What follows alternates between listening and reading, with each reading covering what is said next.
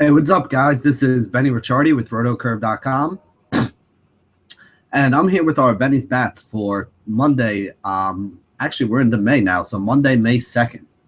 We got a 10-game slate starting at 7 o'clock tonight. So we're going to go through each game by game, talk about which pitchers are on the mound, what their weaknesses are, and which are the best bats that we want to target to go up against them.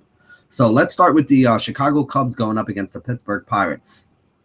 Game is at Pittsburgh, so it's not a great hitter's ballpark. You got Garrett Cole, pretty solid pitcher. Been solid to both right and left-handed bats, although left-handed bats do a tad better against them.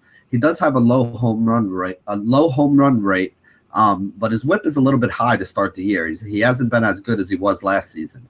A couple bats that I think we can look at on the Cubs team. I mean, this is a high-powered offense that puts up a lot of runs. Really like Anthony Rizzo, 395 WOBA, 278 ISO.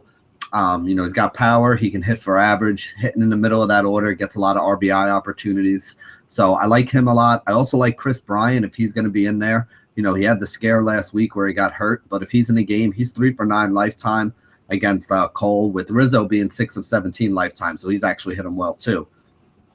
Bryant's 3 for 9 though, with a 384 WOBA, 217 ISO. And then I even like some of those left-handed bats that you can look at. Dexter Fowler's been a little bit expensive at the top of that order, but he's been producing. You got Jason Hayward hitting second. Ben Zobrist, if you're looking for a second baseman with upside, he's been hitting 5th in the order behind Bryan and Rizzo and behind guys like Hayward and Fowler as well up there at the top. So I think all 5 of those guys are guys I take a look at. Garrett Cole is not as good a pitcher this year as he was last year, but he is still pretty solid and he does have some upside. So just be careful. It's not a great hitter's park. Probably not the greatest spot to target all these Chicago bats. Next game we can look at, we got Jason Hamill, the righty. Right-handed bats have done better against him, actually. So he's a reverse splits guy. They have a higher average. They hit him for a little bit more power, which I think puts a guy like Andrew McCutchen in a pretty good spot here. 366 WOBA, 192 ISO, 9 of 30 lifetime against Hamels with 2 home runs. So hitting about 300. He got hitting exactly 300 against him with a little bit of power. So I think it's a pretty good spot here for Kutch. Pittsburgh's offense has been okay. They're not world beaters, but they do have some solid bats. I like them more as an offense from top to bottom than I like them as individual players for fantasy. And what I mean by that is this is a team I'm probably not going to be taking pitchers against, because you look all the way down that lineup, guys in like the 6, 7, 8 hole like Cervelli and Polanco and Josh Harrison. I mean, these are solid hitters that can do damage. But at the same point in time, with 7 or 8 solid hitters in a lineup, it's kind of like Kansas City. I like them as a team, and I don't take pitchers against them. But I'm also not usually taking too many of the bats on this team expecting big production. Other than Andrew McCutchen, there's really not many guys on Pittsburgh that I wind up rostering a lot. Next game we can talk about, we got Texas going up against Toronto. Excuse me. AJ Griffin is pitching for Texas. He's been great to start the year. 3-0 record. 2.52 ERA, 1.04 whip to start the season here. But he does only have 17 strikeouts in 25 innings. Now, this is a guy who didn't throw a lot of innings in 2014 and 2015. You go back to 2013, though, he was a guy that gave up a ton of home runs. Now, he's pitching in Toronto, which is a place where a ton of home runs get hit. And he's pitching against Toronto, which is a team that has a lot of power bats that can hit those home runs. I like Donaldson, I like Encarnacion, I like Batista. All of them have 380, 390 WOBAs. All of them have 260 to 300 ISOs. So these are guys who hit right-handed pitching well, even though it's not the split that they prefer. And again, good hitter's ballpark against a guy who has been good this year, but in his past had been home run prone. I think this could be a pretty decent game for Toronto. And I think people are going to be shying away from him, looking at, AJ Griffin and seeing, he's got a 2.5 ERA. But again, like I said, this is a guy who has been tagged for home runs in the past. Now, on the other side of the game, it's kind of tough for me to do R.A. Dickey this year because he's been bad, so I don't mind taking guys against him. But there's not a lot of BVP data. And usually against Dickey, what I like to see is, which guys have hit the knuckleball, which guys have hit him in the past. So, like Rougned Odor, he was 2 for 3 last year against them. Fielder's 3 of 13 lifetime. Beltre's 3 of 13 lifetime. Mazzara, I don't think we've ever seen him hit against a knuckleball pitcher. Mitch Moreland's been hitting well from the left side. So these are the guys in that team. Dickey hasn't been pitching well, so I don't mind taking some of the bats against them. I don't have a lot of data to back it up and tell you guys, the data's pointing this way or that way, or this is a guy who should or shouldn't be able to hit a knuckleball. Basically Dickey gives it up kind of evenly to both sides of the plate. Like I said, he hasn't been pitching well to start the year. The game's in Toronto, good hitters ballpark. You probably want some guys that have some power that can jack out a home run. But those are the limited numbers that we have from some of these guys against Dickey and against the knuckleball. So like I said, there's not much predictive wise that we can really throw out there to kind of give you guys a case one way or another. Although I do think this is a team that you might want to try to put like a sneaky stack together for a tournament. I think there might be some upside in doing that. Next game, we're going to talk about Atlanta against the New York Mets. I think there's going to be a lot of offense in this game. Bartolo Colon has been, his usual just solid, decent self this year.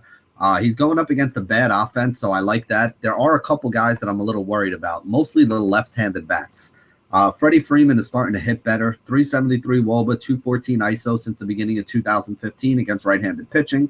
9 of 20 lifetime against Bartolo Colon, so I think he could be in a good spot. Do you look at guys like Markakis or Przinsky? Przinsky probably 17 of 62 lifetime for like a 278 batting average against Bartolo Colon. That's pretty decent. Markakis, left-handed bat up at the top of the order. Like I said, probably some of these lefties. Other than Freeman, though, I don't really see any upside with any of them. Now, on the Mets, though, I do see a lot of upside. Mike Folty-Newitz has been called up from AAA to get a start. And this is a guy who was doing good in the minor leagues. But last year, when we saw him in his major league innings, left-handed bats hit 328 against him with a 1.73 whip. Right-handed bats hit 298 against him with a 1.53 whip. He gave up 17 home runs in 86 innings pitched. So you know what that says to me? This is a guy that we can stack up against because he's bad against righties and lefties, so it doesn't matter who you put in the stack. And he also gave up a home run about every 5 innings and had a huge ERA. So this is a guy that we're expecting the Mets to be able to get to. Mets offense has been playing pretty well lately, and I think you can look at, on DraftKings, Conforto is the cheapest of the 3 outfielders, which is just silly to me. So he should be in there in both your cash and your tournament games. I like Cespedes. I like Granderson. Think you can use both of them.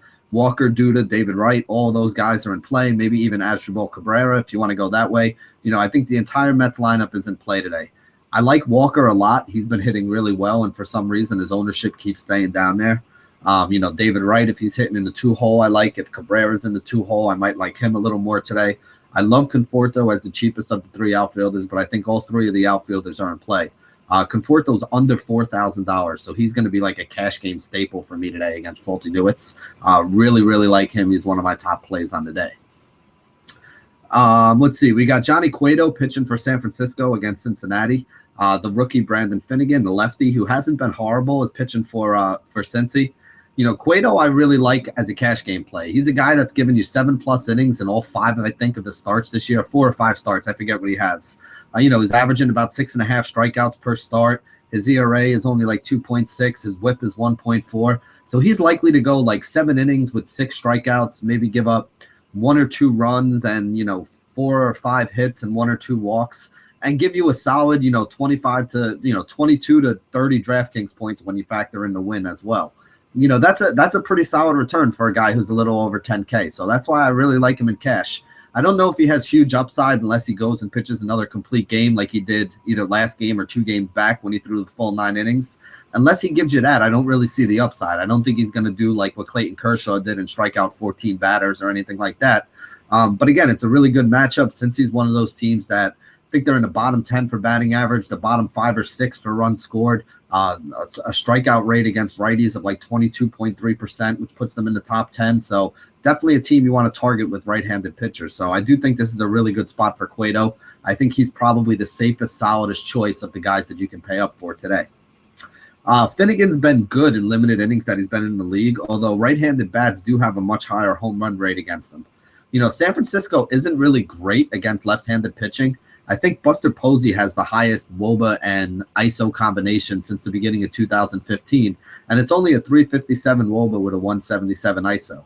The thing about San Francisco is the whole team is basically in that 340, 350 WOBA range. So there really aren't any easy outs in this lineup. Everybody is a solid, if not, nobody's really spectacular standout, but everybody on this lineup is solid. So it makes it a tough spot to look at a guy like Finnegan for the excuse me, for the same reasons we talked about with, bats like Kansas City, and Pittsburgh. If you have a solid lineup from top to bottom, there's no easy spots, there's no breathers, there's no easy strikeouts for the pitcher. So basically, those teams just kind of grind out at bats and win games like 3-1 or 4-2 or something like that. Like I said, it's not a great place to target those bats if they're not going to explode, but it's also not really a great place to target against them. So that's how I'm looking at that game. Next game we can talk about is the Angels going up against the Brewers at Milwaukee. Good hitters ballpark. Jared Weaver pitching for the Angels. I mean, he's throwing an 88-mile-an-hour fastball right now. Left-handed and right-handed bats are doing about the same against them. They're hitting about 260. Home run every 6 or 7 innings pitched. So he's okay. Definitely no upside. I wouldn't use him, and I definitely don't mind using any of the bats against them. I think a guy like Ryan Braun is probably my favorite. 363 WOBA, 211 ISO. The most power in that lineup by far. I don't love this Brewers lineup. I mean, after him, I don't really want to take Chris Carter against the righty, although I don't mind him against Weaver because Weaver's not all that great. I guess you can look at a guy like Scooter Gennett. I don't even know if he's injured or not. He hadn't been playing much or doing much lately. But really, outside of Braun, there's not anybody else that I really feel like recommending heavily here. So that's the way that I'm kind of looking at it. The other side of this game, though, I think Jimmy Nelson is a little bit interesting. He's been okay this year so far, except for a few innings that he blew up and, gave up like 4 or 5 runs in an inning, which is what happens with him is he'll give you like 3 or 4 scoreless frames, and then he'll have one bad inning where he just lets it go and gives up like 4 or 5 runs. We've seen it happen a couple times with him, and that's been the problem. Trout on the other side against him, obviously, 407 WOBA, 292 ISO. But really, I mean, he only gave up a 200 batting average, basically, to right-handed batters last year. Left-handed batters hit about 300 against them. But really, what left-handed batters do you want on this Angels team? One guy who I think is a little bit sneaky and might have some upside, Cole Calhoun was back up hitting in the 2-hole. He hit up at the top of the order, either leading off or in the 2 or the 3 spot for a good portion of last season. So if he's going to be back up in the top 3 of the order, I think he's still pretty cheap. And like I said, left-handed bats are the way you want to go against Nelson. Gave up a 300 batting average to him last year. So I think Cole Calhoun could be a cheap option to look at for the outfield. Next game, we're going to talk about Minnesota at Houston. I mean, Dallas Keuchel is, last year's Cy Young Award winner, but he has not been good this year. He's left-handed pitcher, 4.41 ERA, 141 WHIP. He's never really been a huge strikeout guy. He kind of relies on his sinker. He gets a lot of ground balls and, keeps the ball in the infield, double play balls, keeps everybody to singles, doesn't allow a lot of home runs. So that's not really the kind of guy that we want to target batters against. I guess you can look at a guy like Miguel Sano. His numbers are the best. 390 WOBA, 247 ISO. Like I said, he's probably the best option if you are going to look at going after Keuchel. That's probably the guy that I'd do it with. He's going up against the stud rookie, Jose Berrios. He gave up like 5 runs in his first start. I think he only went 5 or 6 innings. I mean, I don't know. This Houston team is boom or bust. So if you're going to use Berrios, it's probably a GPP only thing. I could see this Houston team has games where they strike out 10 times. They have other games where they hit 4 home runs and put up 13 runs on the board.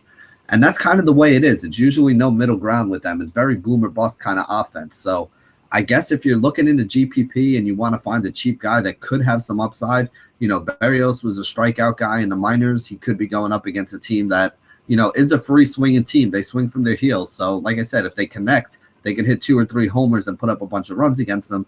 If they're not connecting, though, and he's got a little bit of movement on his pitches, there's a good chance he could rack up 6 or 7 strikeouts over 5 or 6 innings and, really pay off that cheap salary that he has. So I'm not really using him, but if you are going to use him, I would think it's kind of a GPP only thing. I don't think I'm comfortable enough putting him in a cash game roster yet or knowing exactly what I'm going to get out of this kid.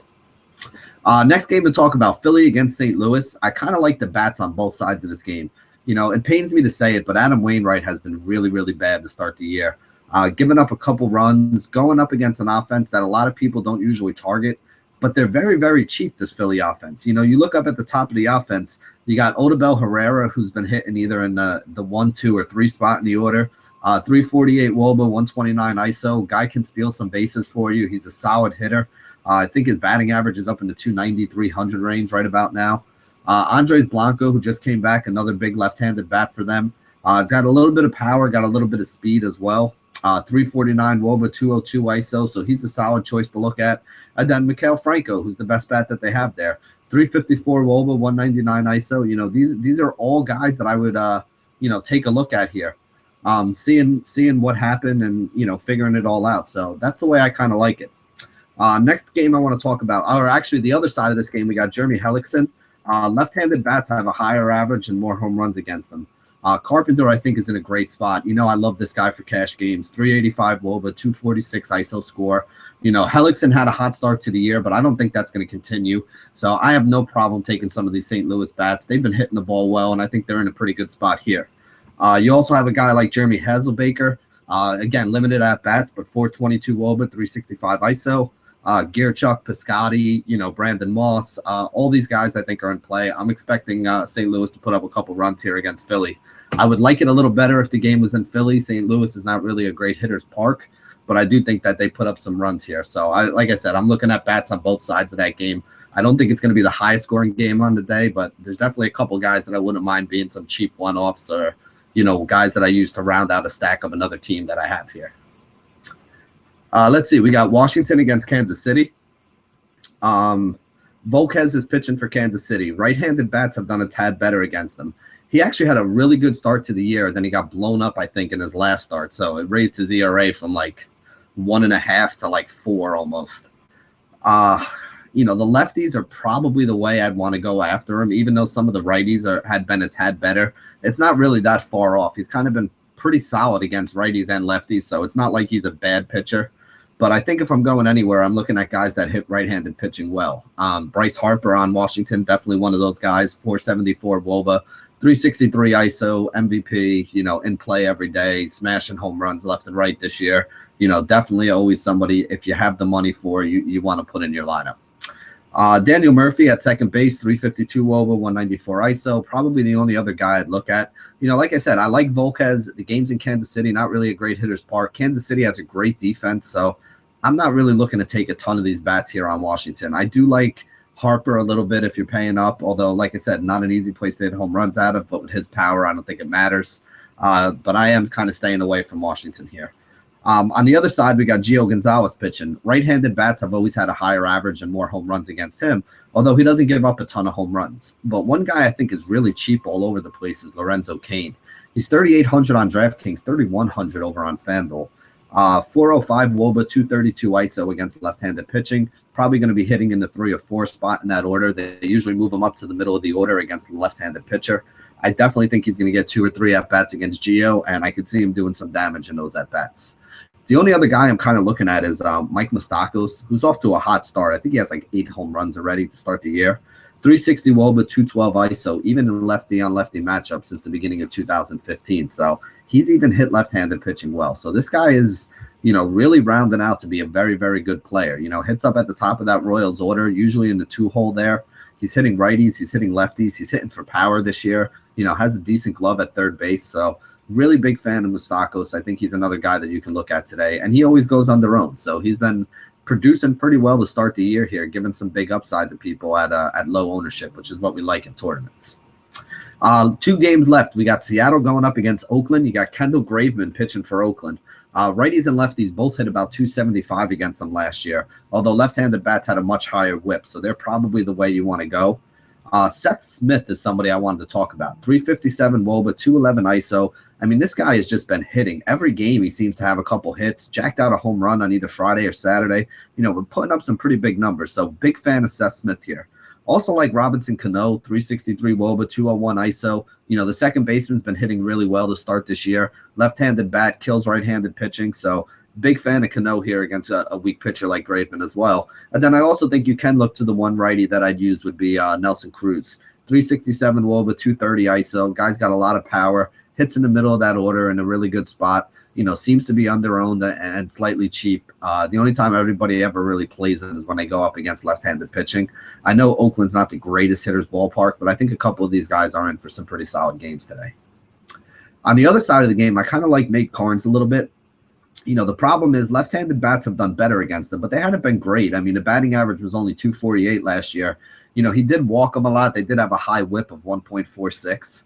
None of these left-handed bats are great on Oakland, but I think they have a lot of them that they could throw at Karns to make it a little bit of a rough day. If I'm looking at any of them, Reddick and Vogt are probably the 2 I like. I really like Vogt because he's cheap on most of the sites. Hitting 5th in that order, 248 WOBA, a 348 WOBA, 211 ISO score. So he does have a little bit of power, has some upside for tournaments. Can jack out a home run or, maybe get a double and score a couple runs for you. knocking a couple RBIs. I like Josh Reddick hitting in the 3-hole. He's probably the best hitter they have. 260 WOBA, 197 ISO since the beginning of 2015 against right-handed pitching. And then the one righty that I like in righty-on-righty spots, Chris Davis has been hitting in the 4-hole for them, with Judd Lowry now being moved up to the 2 spot, who I also like Lowry in the 2 spot. 351 WOBA, 246 ISO for Chris Davis. So he does have some power in righty-on-righty situations. I don't mind him as well against Carnes. Carnes has been striking guys out, so he's been pretty good so far to start this year. Been going like 5-6 innings each start, getting like 6 or 7 strikeouts. So, he's somebody that is a sneaky option for me on the mound today. I think he's somebody that I definitely want some GPP shares of. Last game we can talk about, Colorado against San Diego. James Shields is pretty tough on right-handed batters. They had a 216 batting average against them with the 105 whip last year. Left-handers, though, hit 280 against them with the 165 whip and 23 home runs in 95 innings. So you want all the left-handed bats you can fit in the lineup today. Guys like Cargo, 417 WOBA, 322 ISO. I know he's been cold, but this is a great matchup for him. I like Charlie Blackmon, who just came back off the DL, 352 WOBA, 175 ISO. Probably going to be leading off, left-handed bat. Has some speed, has some power. Definitely think he has some upside against Shields. Guys like Ben Paulson, Gerardo Parra, all these guys are really cheap. I don't think there's a Rockies outfielder that's over $4,000 today. I think you can have most of these guys for like $3,600 or below, maybe with the exception of Cargo. So, like I said, I know everyone's looking at the Mets bats in the outfield, and I really can't blame you against faulty Newitts today. But I think you can get some sneaky value out of these, left-handed bats in the Rockies outfield as well, because they have a pretty good matchup here going up against James Shields. The one right-handed bat I would be fine using as well is Nolan Arenado. Prices dropped down to 4,100. This is a guy who hits really well, righty on righty, 386 WOBA, 311 ISO. I think he has 4 home runs in his last 5 games as well. So he's hot. He's seeing the ball well. He's hitting well. I think Arenado would be the one righty bat I'd throw in there if you were stacking up all these left-handers that we talked about. On the other side of this game, I think John Gray is actually, a viable option that we need to talk about on the pitching mound. He has limited innings pitched in Major League Baseball. Both righties and lefties have hit him pretty well, but this Padres team is not good against right-handed pitching. And we saw a guy like Gray go up against Los Angeles. I think it was 2 starts back. Yeah, he did give up a bunch of runs, but he also had like 9 or 10 strikeouts over 6 innings. So even if a guy gives up a couple runs, if he can get us that strikeout upside, like I said, this San Diego team is pretty weak against right-handed pitching. If he can go 6 innings with 6 strikeouts and only give up 2 runs, maybe a hit or, a walk per inning or something like that, he's going to wind up giving you 20-plus points, and he's going to do it for like $6K as his price is on most of these sites here. So that's going to be 3 or 4 times value that you can get out of him if you add the win in. I do think they get to knock around Shields a little bit, so I think he'll get some run support as well. As long as he doesn't get blown up, I think he's going to give you a solid enough start where he can pay off that salary. So, this San Diego offense has been that bad against right-handed pitching that I even think a guy like John Gray makes a little bit of sense for tournaments. Now, I'm saying for tournaments because it is very risky, so I wouldn't be doing something like this in your cash games if you're rolling out like, $51 head-to-heads or, playing $100 worth of, $5 and $10 double-ups and 50-50s. But if you're playing in a tournament and you're looking for a way to get some big bats in your lineup and save some salary and give you a guy that could have some upside, I think that could be John Gray today. So I think he's the man that fits in there. So that wraps it up for our Monday view for Benny's Bats at rotocurve.com. I have to apologize to you guys. I got drafted for jury duty tomorrow, so I may not be around in the morning to get the bat section out. And depending how long they keep me there at the courthouse, I may not get it done at all. If I'm stuck in a room, I'm going to try to do a little write-up that I can, email over to Josh and have him post for you guys. But I'm not sure I'm going to be able to do the video. We'll see if I can get it done from the courtroom without getting arrested myself. So thank you guys for joining us here at rotocurve.com. And even if I'm not able to make it tomorrow, I will definitely be back Wednesday to, break down all the games again like we always do here on the Benny's Bat section. So thank you for joining. And as always, stay classy, DFS.